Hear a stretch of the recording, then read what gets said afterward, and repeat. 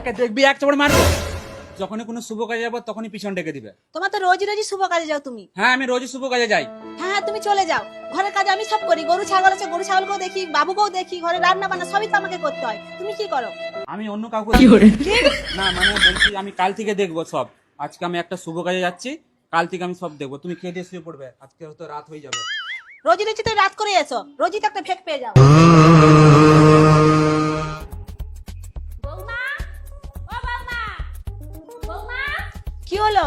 ভাই কোথায় গো? তোমার ভাই তো সে শুভ কাজে গেছে, কাল সকাল থেকে বেরিয়ে গেছে, বললো রাতে ঘর ঢুকবে, রাতে তো এলোনি। সকাল হয়ে গেল, এখনো অবধি ঘর এসেনি। হারামজাদাটা কি করেছে জানো? আমাদের মান সম্মান সব ডুবি দিয়েছে। ও কোনো শুভ কাজে যায়নি। কি করেছে? কি করেছে এই ভিডিওটা দেখো। বাড়িতে স্ত্রী সন্তান রয়েছে, তবুও সমান্তরালভাবে প্রতিবেশী এক বিধবার সঙ্গে পরকীয়া চালিয়ে যাচ্ছিলেন ঘাটাল থানার যদুপুরের এক যুবক। শনিবার রাতে বৃষ্টি মিঠে আবহাওয়ায় প্রতিবেশী বিধবার সঙ্গে পরকীয়া করতে গিয়ে হাতে নাতে ধরা পড়লেন এই যুবক। বিধবা এবং ওই যুবককে অসংলগ্ন অবস্থায় দেখতে পেয়ে এলাকার মানুষ ক্ষিপ্ত হয়ে ওঠেন। অভিযোগ, তাদের ধরে একটি তার খুঁটিতে বেঁধে রেখে গণধোলাই দেওয়া হয়। ঘাটাল থানার পুলিশ খবর পেয়ে তাদের উদ্ধার করে থানায় তুলে আনে। স্থানীয়রা জানান, প্রায়ই ওই যুবক ওই বিধবার বাড়িতে গিয়ে রাতের পর রাত কাটাতো।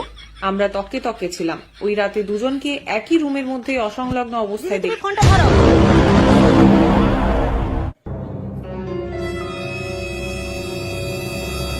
শালা হারামজাদা করে যে কেটে কুচাবো, ঘরটা একবার কে